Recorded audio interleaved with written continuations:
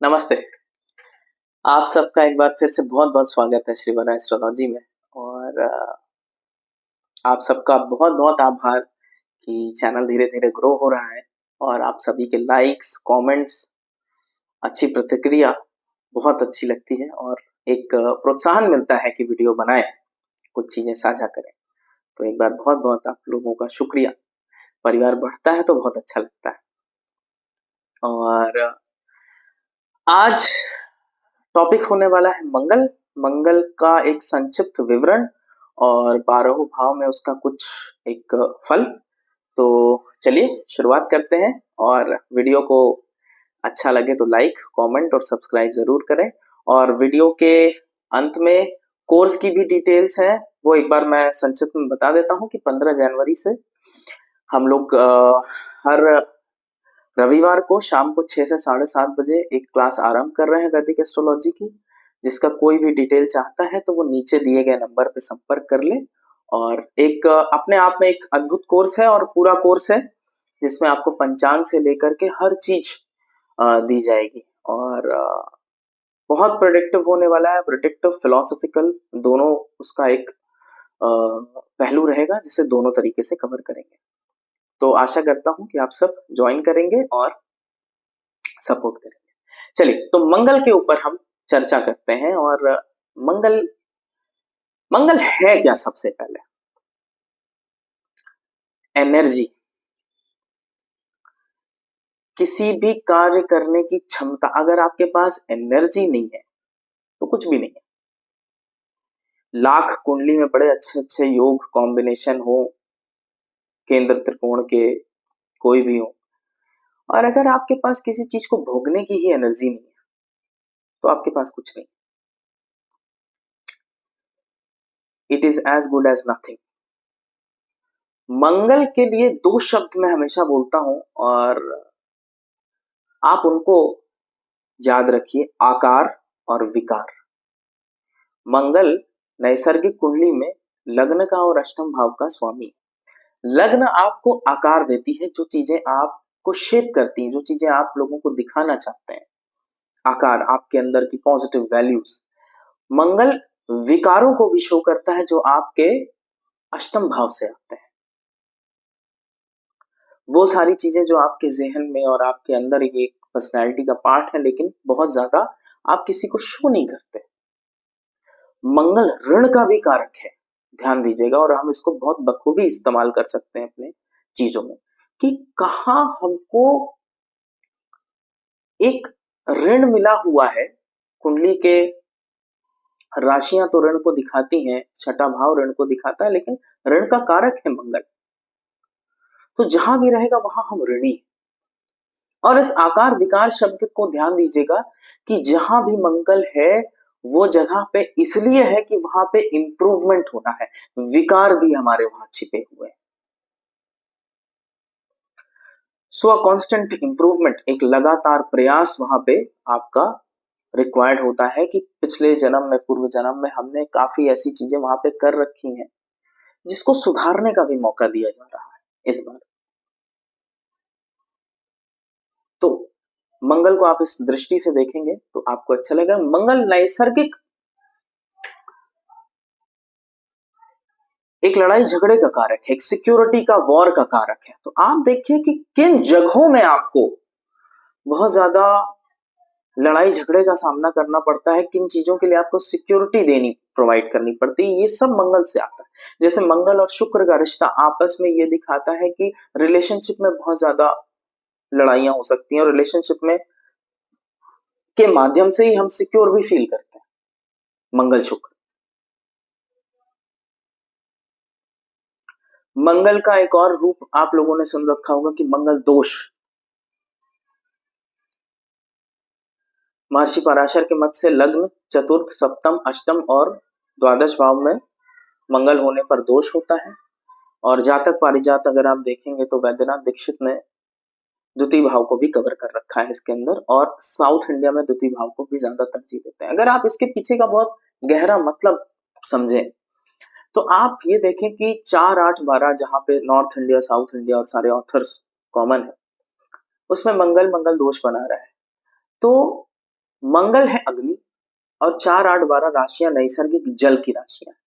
अग्नि और जल आपस में बहुत फ्रेंडली नहीं है, ये गंडांत की स्थिति कॉज कर देते हैं, इसलिए प्रॉब्लम में आ जाता है वहां पे। सेकेंड हाउस सेवेंथ हाउस को भी देखिए कि इसका नैसर्गिक कुंडली में शुक्र इसका रूलर है, तो जल तत्व है, वहां पर भी पहुंच करके गंडांत की सिचुएशन।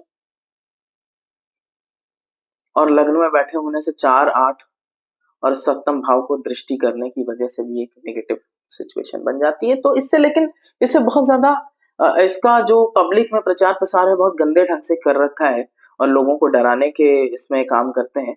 तो ऐसा बिल्कुल भी नहीं है, इतना नेगेटिव ग्रह नहीं है कि आपको एकदम डरना ही चाहिए इससे।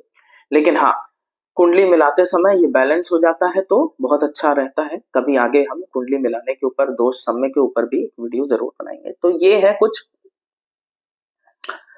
कारक। मंगल को शब्द मिला है सत्व। सत्व माने होती है एनर्जी। तो मंगल बहुत बलवान होने पर बॉडी में एनर्जी होती है किसी भी प्रकार के कर्म करने के लिए। मंगल कहीं भी है, मैंने कहा कि वहां आपका ऋण है। मंगल सेकंड हाउस में है तो परिवार के प्रति आपका ऋण है, आप करेंगे उनके लिए। अब कितनी एनर्जी है, कर सकते हैं या नहीं कर सकते, वो मंगल की डिग्निटी के ऊपर है। जैसे मान लीजिए सूर्य के साथ मंगल है और बहुत क्लोज कंजंक्शन में, आप देखिए कि शरीर भी बहुत दुबला पतला क्षीण और मंगल का वो सत्व, वो एनर्जी खत्म हो जाती है। भले अग्नि प्लस अग्नि हो जाते हैं लेकिन एनर्जी काफी खत्म हो जाती है। तो की पॉइंट यही निकले कि मंगल जहां पे है वहां लगातार इंप्रूवमेंट चाहिए। विकार भी हैं आपके वहां पर। सेकंड हाउस में अगर मौजूद है तो आपको लगातार परिवार में अपनी स्पीच पे काम करना चाहिए, क्योंकि आपकी स्पीच की वजह से ही आपको बहुत सारा प्रॉब्लम आ रहा है आपके परिवार में। आप मंगल न्याय शास्त्र का कारक है। न्याय शास्त्र में यहाँ लॉजिक से होता है। आपकी स्पीच तो बड़ी लॉजिकल है साहब, लेकिन जब आप बोलते हैं तो विध्वंसक हो जाता है। तो लगातार आपको उस पर काम करना चाहिए, क्योंकि वही आपके विकार भी है। इस तरीके से आप जब इसको समझेंगे तो ज्यादा बेहतर समझ में आएगा। चलिए अब एक एक करके भावों को भी समझ लेते हैं कि लग्न से लेकर के द्वादश भाव में एक क्विक क्या रिजल्ट्स देता है। लग्न में बैठा हो तो आप देखिए कि व्यक्ति बहुत एनर्जेटिक, मैं अज्यूम कर रहा हूं कि कोई दृष्टि, कोई प्लैनेट नहीं है साथ में, ये एक इंडिविजुअल कॉम्बिनेशन है। मैं उस तरीके से आप लोगों को एक्सप्लेन कर। मंगल को जब आप शास्त्रों में पढ़ेंगे तो उसकी आंखें लाल है। अब इसका दो मतलब हो सकता है भाई, एक या तो वो बहुत क्रोधी है तो भी किसी की आंखें क्रोध से लाल हो सकती, और या तो उसमें बहुत ज्यादा किसी चीज पे कॉन्सेंट्रेट कर रखा है तो भी उसकी आंखें लाल हो सकती हैं। तो ये टेम्पर को भी दिखाता है। तो लग्न में बैठा है तो कुछ टेम्पर इश्यूज व्यक्ति के अंदर, और व्यक्ति के अंदर भारी एनर्जी, और ऐसा व्यक्ति काफी एडवेंचरस होता है, चलायमान होता है। उसको कुछ स्कूल के लेवल पे आ, अपनी मदर से दूर रहना पड़ सकता है। स्कूल एजुकेशन में थोड़ी प्रॉब्लम देखने को मिलती है, और सप्तम भाव पे दृष्टि की वजह से अपने स्पाउस से भी थोड़ा मतभेद आप कह सकते हैं ये कॉज करता है। और अष्टम भाव में दृष्टि ये थोड़ा सा नेगेटिव वो होती है कि मंगल लगन में थोड़ा सा एक्सीडेंटल प्रोन होने का कॉम्बिनेशन बना देता है, और सर वगैरह में काफी नेचुरल चोट हमेशा लगना। लेकिन इसका पॉजिटिव साइड ये है कि बहुत अच्छे बॉडी बिल्डर्स, बहुत अच्छे जिम, जितने योग वगैरह करने वाले लोग हैं, ये बहुत अच्छे बनते हैं, क्योंकि आपके पास एनर्जी का संचार है। अब आपको अपने ऊपर लगाना है, ये सारी एनर्जी का ऋण आपके अपने लिए दिया गया है। तो आप इसको पॉजिटिव वे में ऐसे यूज कर सकते हैं। जनरली आप देखेंगे कि आपको कट वगैरह का निशान भी सर पे ऐसे लोगों को मिलता है, या सर पे चोट काफी लगती है जनरली, क्योंकि एनर्जी वहां पे बहुत है। ट्रैवल काफी कराता है लग्न में होने की वजह से।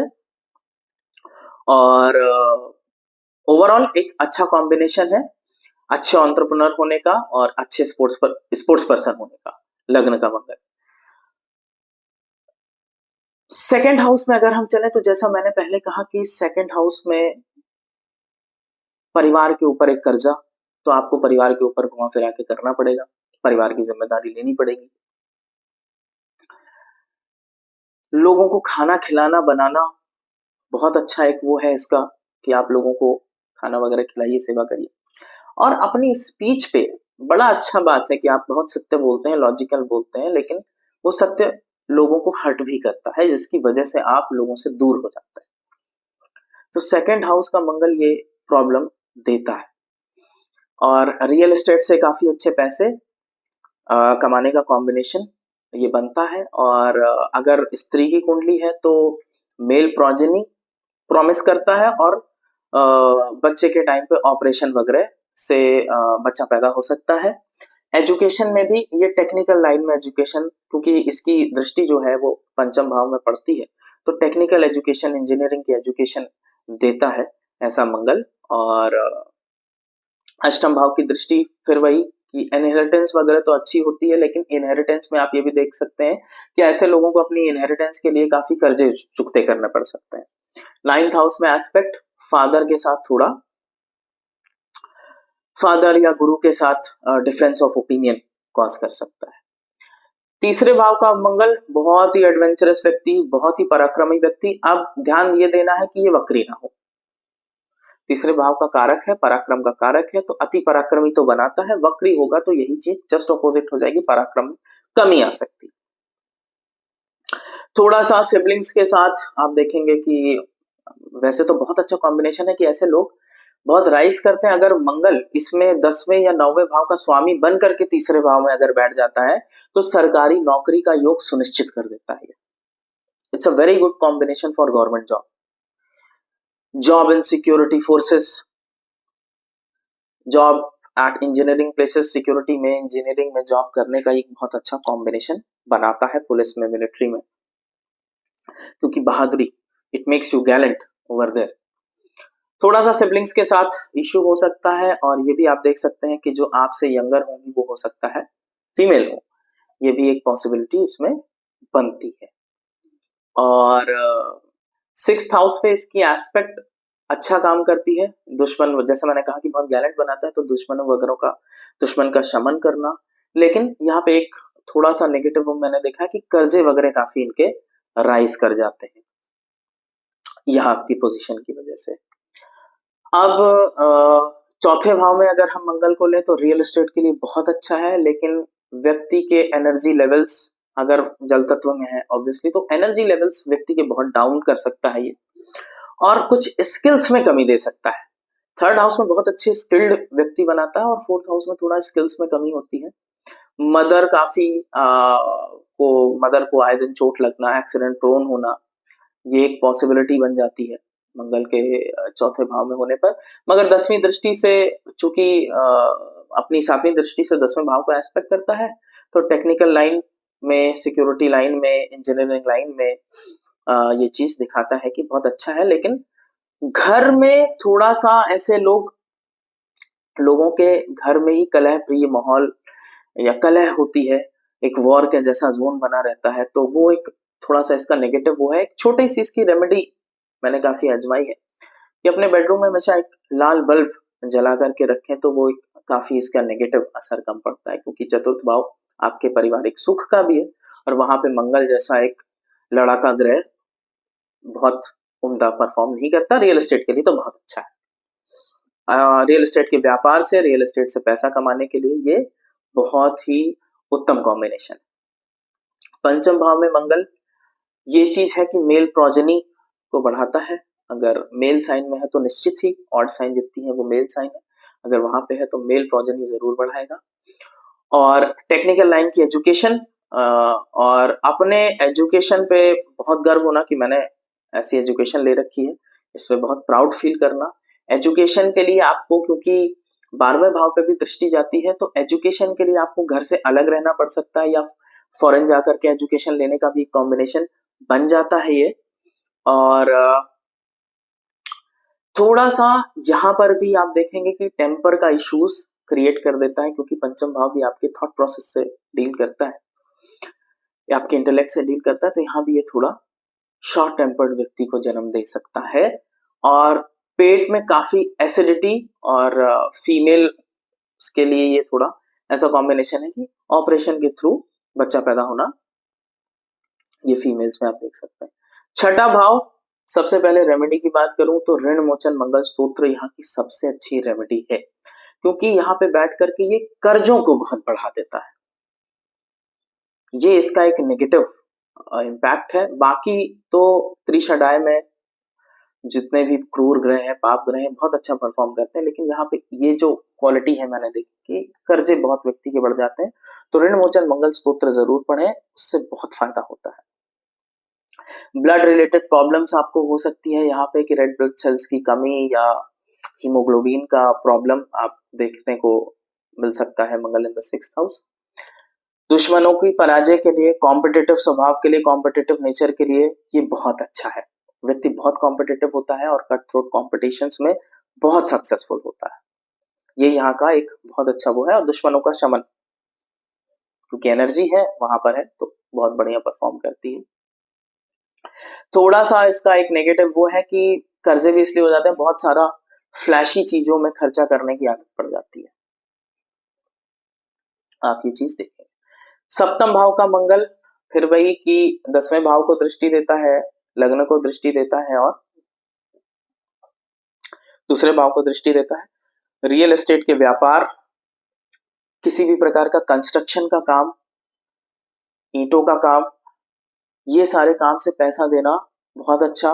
काम में आपके अगर आप गवर्नमेंट जॉब वगैरह के और योग है मौजूद मान लीजिए आपके, तो ये सिक्योरिटी फोर्सेस आईपीएस वगैरह में जाने का बहुत अच्छा कॉम्बिनेशन है। It's a very good combination. और ऐसे लोगों से मैं ये हमेशा कहता हूं कि जिसके मंगल 7th में हो उससे बहुत ज्यादा दूर रहें, झगड़ा लड़ाई ना करें, क्योंकि काली का बीज एक चीज होती है जो 7th हाउस में प्रेजेंट होती है।